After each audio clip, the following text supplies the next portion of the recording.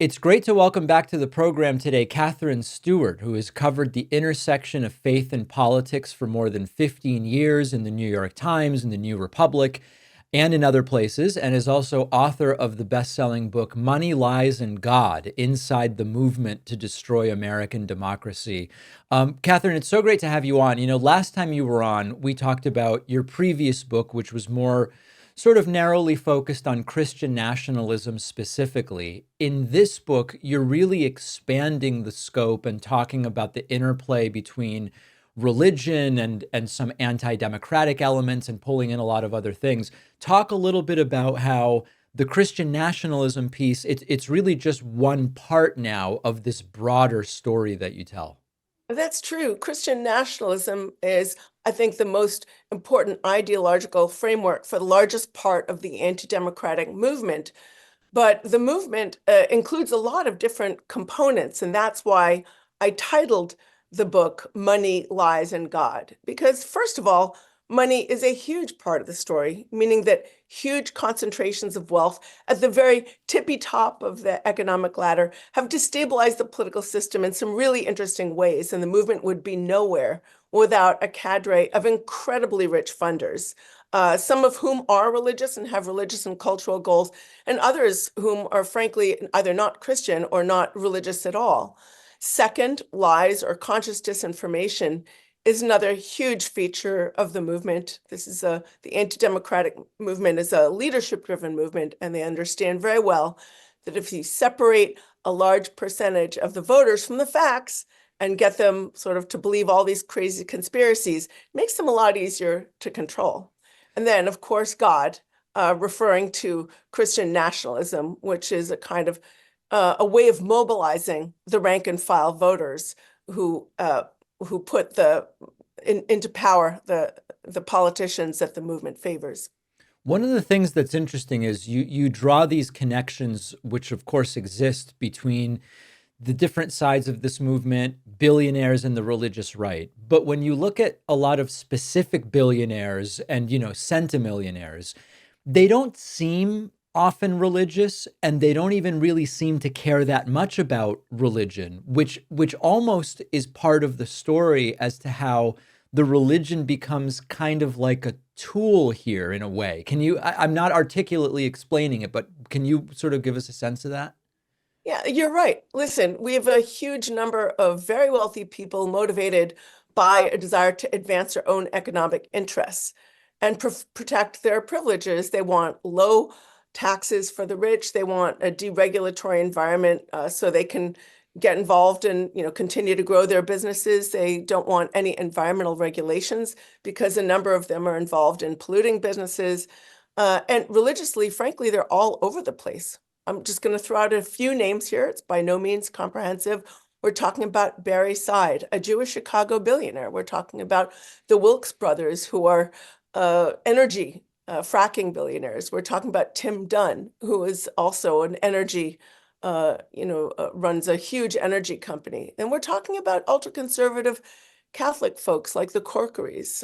We're talking about Richard Uihlein. We're talking about some of the tech bros who are not remotely interested in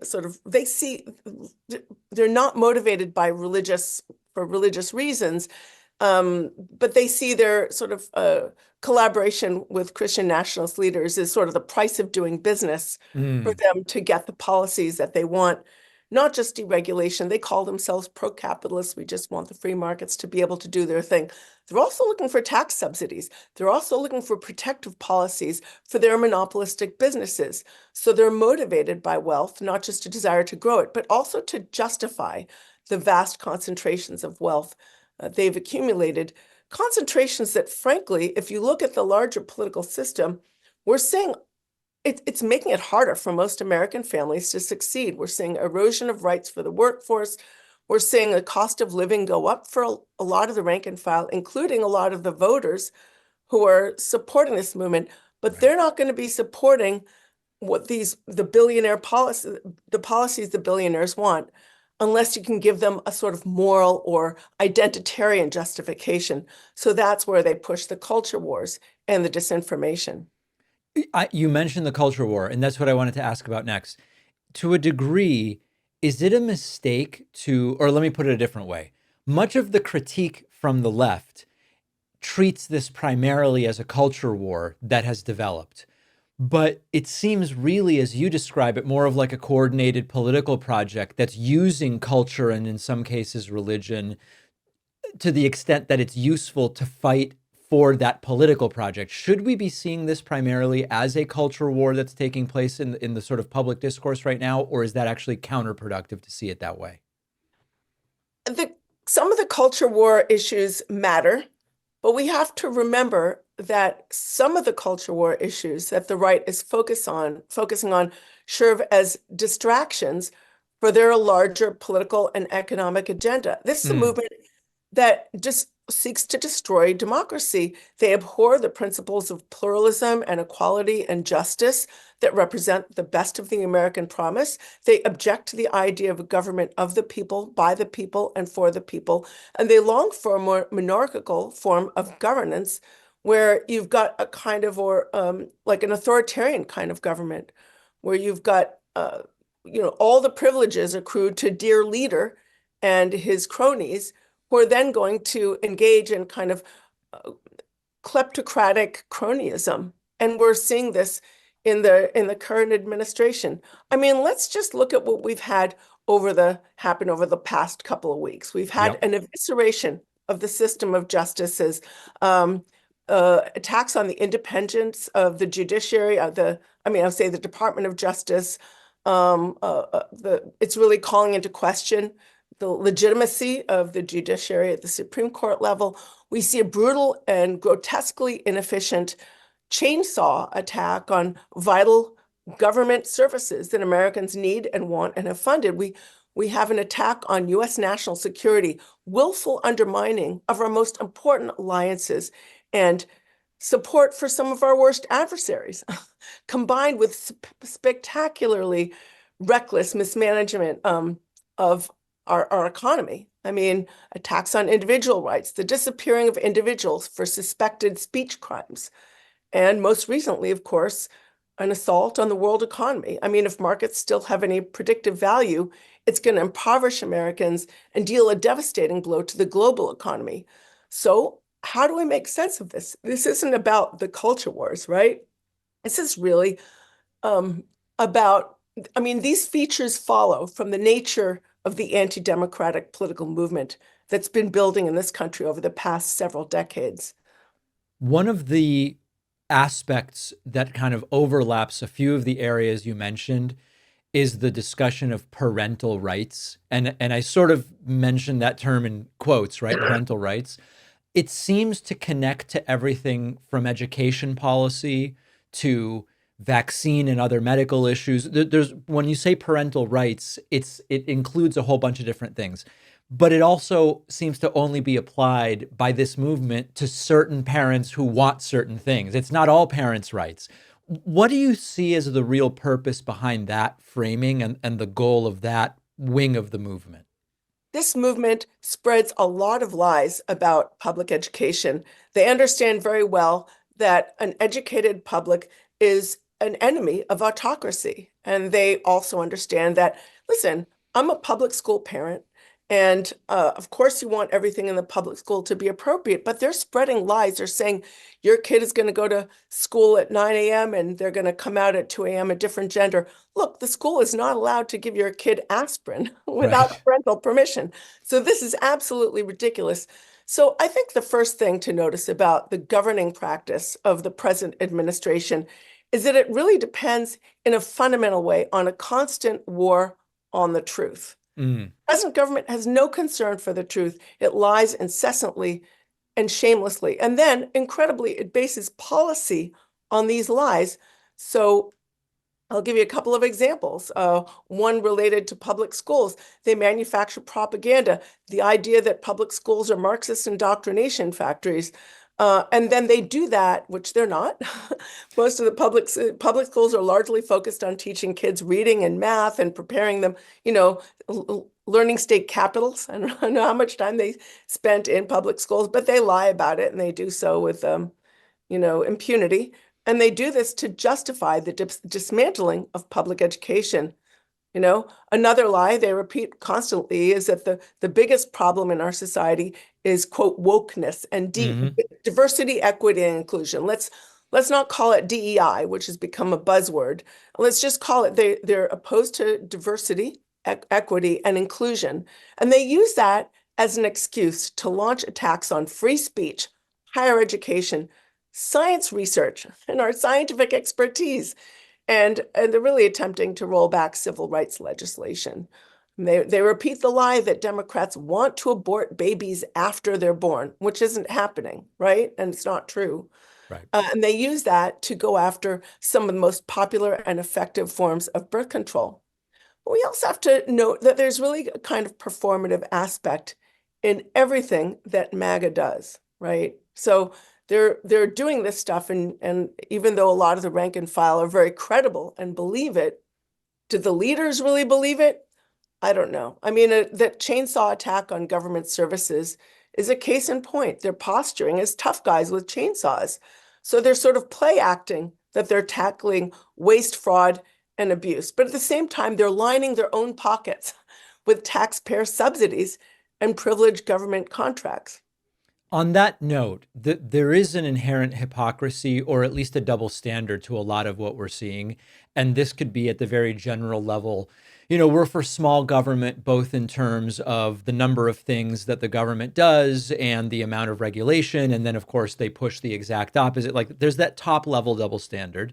There's also kind of lower, more nitty gritty double standards like you and I have been talking about. Sometimes we on the left assume that if we simply point out the hypocrisy or the double standard, it will sort of do its work for us and change people's minds and just, hey, listen, double standards are bad, hypocrisy is bad. If you simply point it out, everything will be right in the world. But they don't really seem to care about consistency. And so I'm curious your thought on whether that's completely the wrong approach here.